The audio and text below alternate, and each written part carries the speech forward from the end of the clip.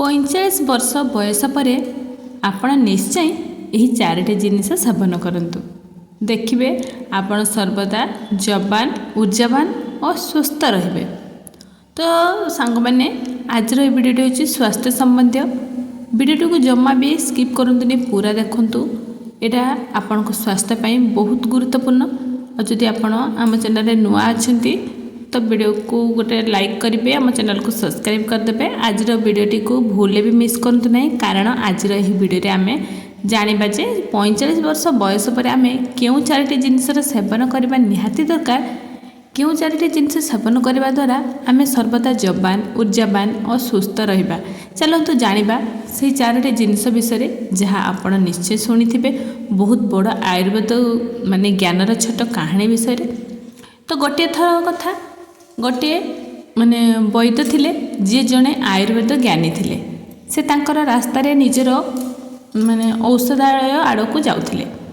जीवा रास्तार तांकर पिला दिनर सांगों सहित भेट हैला। से भाविले अल्प समय एठारे विश्राम करिबे। सेई वैद्यଙ୍କ सांगरे तांकर किछि शिष्य मध्य थिले। जेमिति सेई वैद्य गोटे गछ तळे विश्राम करिया पई लागिले, तांको देखि सेटारे अनेक लोक भिड़ होई गले। समस्ते वैद्य को प्रणाम कले और कहले, आपण बहुत बड़ आत्मज्ञानी अटंती। आम आपण विषय केते चर्चा शुणीचु, दयाकर आपण आमको किछि ज्ञान प्रदान करंतु। से समस्त व्यक्ति कथा शुणिकी वैद्य हसिले एवं कहले, तुमर सबू कौन समस्या अच्छी कुह। तापर से सभारे समस्त उपस्थित थिबा व्यक्ति मानक मध्यरु जड़े वयस्क व्यक्ति ठिया होइके कहले, वैद्य आज्ञा, मोर बयस मात्र 45 वर्ष, किंतु मु कौन से काम करि पारु नाही। मते बहुत थका लगुछि। मो हाथ पाद मते माने जवाब दे देलानी जे मो पादरे आउ अल्प बाट मध्य चली पारिहु नाही। मो शरीर रे रोग घर कर देलानी। दया करके मोर एही समस्यार समाधान करंतु। मो मोर चिकित्सा बहु जगह करैलेनी, किंतु आज पर्यंत मो स्वास्थ्य रे कौन से सुधार आसला नहीं। एबे मो जीवन बहुत लंबा, जदि यही अवस्था मु रहिबे तेबे बहुत जल्दी मोर मृत्यु हेबो। से स्थान रे 27 वर्षर नुआ जवान छिड़ा है कि माने होई थाए, किंतु देखिबा से 45 वर्षर देखा जाउ थाए। से मध्य वैद्य महाशय को प्रणाम कला एवं कहला, वैद्य महाशय, मु एबे 27 वर्षर अटे, किंतु मु निज बयस तुलन अधिक देखा जाउछि। चेहरा रे झुरिया दाग पड़गलानी। मो शरीर ऊर्जा शेष हो गलानी। अल्प टिके काम करिकी थकी जाउछि। मते बहुत अलसुआ लगुछि। कौन से काम करिया पई मन लागुनी। मु सब बेले थका थका अनुभव करछि। सेतिपई आपण दया करिकी किछि एमिति उपाय कहंतु, जेपरि पैसा अधिक खर्च हेबो नै और स्वास्थ्य भी ठीक हो जिवो। सभारे उपस्थित थिबा समस्त लोकों कथा सुनिकी वैद्य महाशय हसिले आ कहले, आपण समस्तकर समस्यार समाधान मो पाखरे अछि। एथिरे आपणकर बेसी खर्च हेबो नाही, बरं कौन से असुविधा मध्य हेबो नाही। वैद्यक कथा सुनिकी सेठारे थिबा सबु लोक खुशी हो गले एवं वैद्य को कहले, दया करिकी आपण आमको कहंतु। तापर वैद्य महाशय कहले, मु आपण मानक चारोटी एमिति फल विषय कहबी जहाको तुमे प्रत्येक मनुष्य सेवन करबा उचित, खास करिकी जार बयस 45 वर्ष उपरे। कारण यही फल को सब बेले सेवन करबा द्वारा स्वास्थ्य संबंधी कौन सी समस्या रहबो नहीं। आपण सब बेले सुस्थ जवान रहिबे। तापर वैद्य महाशय कहले, आपण समस्ते यही कथा को ध्यान देके सुनंतु, कारण यही फलर नाम जानिले तार नाटा खाली जानिले केवल हेबनी, बरं केबे ओ केमिति सेवन करा जिवो यह जानिबा अत्यंत आवश्यक। सही फल गुड़िक है अमृतभंडा, किसमिस, लेंबू और सेव। वैद्य कहले, आपण समस्त को यह अनुभव होछि ना यही फल तो कौन पाई एते गुरुत्वपूर्ण। यह को सेवन करने द्वारा किपरि लाभ प्राप्त होता है, यह सब प्रश्न आपण मन में आछि ना। तेणु यही विषय आपण को विस्तृत भाव में कहबी। ता सहित यह कहबी केउं लोक माने यही फल सेवन करबा अनुचित। ତାପରେ ବୈଦ୍ୟ ମହାଶୟ କହିଲେ, ପ୍ରଥମେ କହିବା ଅମୃତଭଣ୍ଡା ବିଷୟରେ, ଯାହା ପ୍ରତ୍ୟେକ ବ୍ୟକ୍ତିଙ୍କ ଦୈନନ୍ଦିନର ଜଡ଼ିବୁଟି ଅଟେ। ଅମୃତଭଣ୍ଡା ପ୍ରକୃତରେ ଏକ ମହତ୍ତ୍ୱପୂର୍ଣ୍ଣ ଉପହାର ଅଟେ। ଏଥିରେ ଭିଟାମିନ୍ସ, ମିନେରାଲ ଏବଂ ଫାଇବର ଭରପୁର ମାତ୍ରାରେ ଅଛି। ଏଥିରୁ ଭିଟାମିନ୍ ସି, ଭିଟାମିନ୍ ଏ ଏମିତି ଅନେକ ପ୍ରକାର ତତ୍ତ୍ୱ ପାଇଥାଉ। ଏବେ ସବୁଠାରୁ ସମସ୍ତେ ବୁଝିବାକୁ ଚେଷ୍ଟା କରନ୍ତୁ ଯେ 45 ବର୍ଷ ବୟସ ପରେ ଏହା ଆମ ପାଇଁ କିପରି ଗୁରୁତ୍ୱପୂର୍ଣ୍ଣ ଅଟେ। ସବୁଠାରୁ ପ୍ରଥମତଃ ଏହା ଆମର ପାଚନତନ୍ତ୍ରକୁ ମଜବୁତ କରିଥାଏ। ଆମର ବଢ଼ୁଥିବା ବୟସରେ ଆମର ପାଚନତନ୍ତ୍ର ଦୁର୍ବଳ ହୋଇଯାଇଥାଏ, କିନ୍ତୁ ଅମୃତଭଣ୍ଡା ଭିତରେ ଯେଉଁ ଏନଜାଇମ୍ ଥାଏ ତାହାର ନାମ ହେଉଛି ପପୈନ। ଏହା ସବୁଠାରୁ ମହତ୍ତ୍ୱପୂର୍ଣ୍ଣ ଭୂମିକା ନିର୍ବାହ କରିଥାଏ। ଏହି ଏନଜାଇମ୍ ପାଚନତନ୍ତ୍ରକୁ ମଜବୁତ କରିଥାଏ, ଯେଉଁଥିରେ ଶରୀର ଖାଦ୍ୟରେ ଥିବା ନ୍ୟୁଟ୍ରିସନକୁ ହଜମରେ ସଂରକ୍ଷଣ କରିପାରିଥାଏ। ଅମୃତଭଣ୍ଡା ଗ୍ରୀଟ୍ ଭୋଜନକୁ ସହଜରେ ପଚାଇଥାଏ। ଏହାଛଡ଼ା ଅମୃତଭଣ୍ଡାରେ ଏକମାତ୍ରା ପ୍ରାକୃତିକ ସ୍ରୋତ ପ୍ରୋକ୍ସିନ୍ ତଥା vitamin A, B, C, D, K, iron, calcium, antioxidant, potassium, protein, carbohydrate, carotene ମଧ୍ୟ ଭଲ ମାତ୍ରାରେ ମିଳିଥାଏ। ତା ସହିତ ଥଣ୍ଡା କାଶରେ ଗ୍ରସିତ ବ୍ୟକ୍ତିମାନଙ୍କ ପାଇଁ ଅମୃତଭଣ୍ଡା ଅତ୍ୟନ୍ତ ଲାଭଦାୟକ ଅଟେ, କାରଣ ଏହାଦ୍ୱାରା ଆପଣଙ୍କର ଇମ୍ୟୁନିଟି ସିଷ୍ଟମ୍ ଶକ୍ତିଶାଳୀ ହୋଇଥାଏ। ଅମୃତଭଣ୍ଡାରେ ପ୍ରଚୁର ପରିମାଣରେ ଭିଟାମିନ୍ ସି ଥାଏ। ଏହା ବିଭିନ୍ନ ପ୍ରକାର ଏଲର୍ଜି ଏବଂ ଇନଫେକ୍ସନ୍ ସହ ଲଢ଼ିଥାଏ, ଯାହା ଖାସ କରିକି ବୃଦ୍ଧ ବ୍ୟକ୍ତିଙ୍କ ପାଇଁ ମହତ୍ତ୍ୱପୂର୍ଣ୍ଣ ହୋଇଥାଏ। ତା ସହିତ ବୃଦ୍ଧାବସ୍ଥାରେ ତ୍ୱଚା ଖରାପ ହୋଇଯାଇଥାଏ, ତ ଅମୃତଭଣ୍ଡାରେ ଥିବା ଭିଟାମିନ୍ ଏ ଆଉ ପୈପେନ ତତ୍ତ୍ୱ ଏହି ସମସ୍ୟା ସହ ଲଢ଼ିଥାଏ ଏବଂ ତ୍ୱଚାକୁ ପ୍ରାକୃତିକ ରୂପରେ ସୁନ୍ଦର କରିବା ପାଇଁ ସାହାଯ୍ୟ କରିଥାଏ। ଯଦି ଆପଣ ଚାହୁଁଛନ୍ତି ବୃଦ୍ଧାବସ୍ଥାରେ ଆପଣଙ୍କର ଏପରି ସମସ୍ୟା ନ ହେଉ, ତେବେ ଆପଣ ମଧ୍ୟ ନିଶ୍ଚୟ ଅମୃତଭଣ୍ଡାର ସେବନ କରନ୍ତୁ। ପୁଣି ବୈଦ୍ୟ ମହାଶୟ ସମସ୍ତଙ୍କୁ କୁହନ୍ତି ଯେ ଅମୃତଭଣ୍ଡାରେ ପ୍ରଚୁର ପରିମାଣର ଆଣ୍ଟିଅକ୍ସିଡେଣ୍ଟ ଥାଏ, ତ ଯାହା କ୍ୟାନ୍ସର ରୋଗ ସହ ଲଢ଼ିଥାଏ। ଯେଉଁ ଲୋକମାନେ କ୍ୟାନ୍ସର ଚିକିତ୍ସା କରୁଛନ୍ତି ତ ସେମାନଙ୍କ ପାଇଁ ଏହା ଲାଭଦାୟକ ଅଟେ।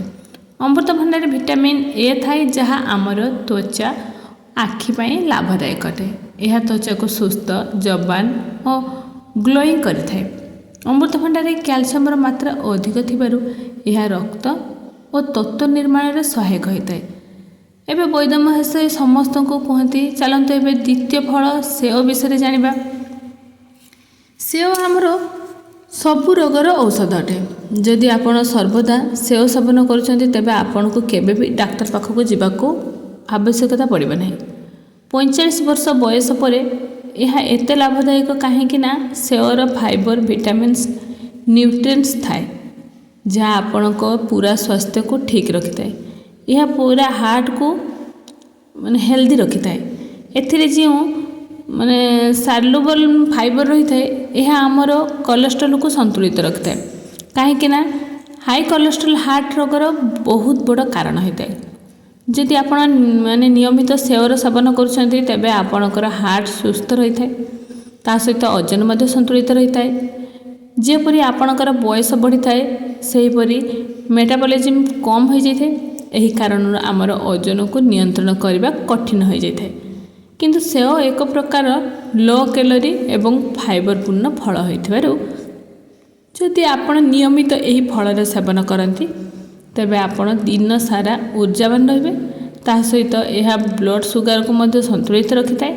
ସେଓ ଆମ ଶରୀରରେ ଜଲ୍ଦି ପାଚନ ହୋଇଯାଇଥାଏ, ଯାହା କାରଣରୁ କୋଷ୍ଠକାଠିନ୍ୟ ରୋଗର ଭୟ ମଧ୍ୟ କମ୍ ହୋଇଯାଇଥାଏ। ସେଓରେ ପୋଷକ ତତ୍ତ୍ୱ ଭିଟାମିନ୍ ସି ପ୍ରଚୁର ମାତ୍ରାରେ ଥାଏ, ଯାହା ଫ୍ରି ରେଡିକାଲ ସାଥିରେ ଲଢ଼ିବା ପାଇଁ ସାହାଯ୍ୟ କରିଥାଏ। ଶରୀରର ପୁରୁଣା ରୋଗକୁ ଏହା ଠିକ୍ କରିଦେଇଥାଏ। ସେଓରେ ଭିଟାମିନ୍ ଡି ଥାଏ, ଯାହା ଆମର ହାଡ଼କୁ ଶକ୍ତିଶାଳୀ କରିବାରେ ସହାୟକ ହୋଇଥାଏ। ସେଓ ଡାଇବେଟିସ୍ ଲୋକଙ୍କ ପାଇଁ ଲାଭକାରୀ ଅଟେ। ସେଓ ଆମର ବାଳ ଏବଂ ତ୍ୱଚା ପାଇଁ ଲାଭଦାୟକ ଅଟେ। ଯଦି ଆପଣ 40 ବର୍ଷ କିମ୍ବା 45 ବର୍ଷ ପାଖାପାଖି କିମ୍ବା 45 ବର୍ଷ ଉପରେ, ତେବେ ଯଦି ଆପଣ ଚାହୁଁଛନ୍ତି ଆପଣଙ୍କର ଏହି ବାର୍ଦ୍ଧକ୍ୟ ଅବସ୍ଥା ଭଲରେ ଏବଂ ବିନା ରୋଗରେ ଯାଉ, ତେବେ ସେଓ ସହିତ ଆପଣ ମିତ୍ରତା କରିଚାଲନ୍ତୁ। ତାପରେ ବୈଦ୍ୟ ମହାଶୟ କୁହନ୍ତି ତୃତୀୟ ଫଳ ହେଉଛି କିସମିସ୍, ଯାହା ଆପଣଙ୍କୁ ବଢ଼ୁଥିବା ବୟସରେ ସେବନ କରିବା ଉଚିତ। ଏହା ଶୁଖି ଯାଇଥିବା ଅଙ୍ଗୁର ଅଟେ, ଯେଉଁଥିରେ ଆଇରନ୍, ପଟାସିୟମ୍, ଆଣ୍ଟିଅକ୍ସିଡାଣ୍ଟ ଥାଏ। ଏହି ଛୋଟ ଛୋଟ କିସମିସ୍ ଆମର ବଢ଼ୁଥିବା ବୟସ ପାଇଁ ଲାଭଦାୟକ ଅଟେ। ଏହା ଆମର ହାଡ଼କୁ ଶକ୍ତିଶାଳୀ କରିଥାଏ। ବାର୍ଦ୍ଧକ୍ୟରେ ହାଡ଼ କମଜୋର ହୋଇଯାଇଥାଏ, ଯାହାଦ୍ୱାରା ଅଷ୍ଟୋପରୋସିସ୍ର ଭୟ ବଢ଼ିଯାଇଥାଏ, ଅର୍ଥାତ୍ ଆମର ହାଡ଼ କମଜୋର ହୋଇ ଫମ୍ପା ହୋଇକି ଜଲ୍ଦି ଭାଙ୍ଗି ଯାଇଥାଏ। କିସମିସ୍ ନିୟମିତ ସେବନ ଆମର ହାଡ଼କୁ ମଜବୁତ କରିବା ସଙ୍ଗେ ସଙ୍ଗେ ପାଚନ ପ୍ରଣାଳୀ ମଧ୍ୟ ଶକ୍ତ କରିଥାଏ। ଏଥିରେ ଥିବା ଫାଇବର ଆମର ପାଚନକୁ ଠିକ୍ କରି ଆମର କୋଷ୍ଠକାଠିନ୍ୟ ସମସ୍ୟାକୁ ଦୂର କରିଥାଏ। କିସମିସ୍ରେ ପ୍ରାକୃତିକ ରୂପରେ ସୁଗାର ଥିବାରୁ ଏହା ଆମ ଶରୀରକୁ ଊର୍ଜା ପ୍ରଦାନ କରିଥାଏ। ଆପଣ ଗୋଟିଏ କଥା ଧ୍ୟାନରେ ରଖିବେ ଯେ ଯଦି ଆପଣ ଡାଇବେଟିସ୍ ରୋଗୀ ଅଟନ୍ତି ତେବେ ଡାକ୍ତର ପରାମର୍ଶରେ କିସମିସ୍ ସେବନ କରିବେ, କାହିଁକିନା କିସମିସ୍ରେ ପ୍ରାକୃତିକ ସୁଗାର ଥାଏ ଏବଂ ବହୁତ ଶୀଘ୍ର ଏହା ରକ୍ତର ପରିମାଣକୁ ବଢ଼ାଇଥାଏ। ଯଦି ଆପଣ ନିୟମିତ କିସମିସ୍ ସେବନ କରୁଛନ୍ତି ତେବେ ଏହା ହାର୍ଟ ପାଇଁ ଲାଭଦାୟକ ଅଟେ। ଏହାକୁ ନିୟମିତ ସେବନ କରିବା ଦ୍ୱାରା ବ୍ୟାଡ୍ କୋଲେଷ୍ଟ୍ରଲ୍ କମ୍ ହୋଇକି ଗୁଡ୍ କୋଲେଷ୍ଟ୍ରଲ୍ ବୃଦ୍ଧି ପାଇଥାଏ।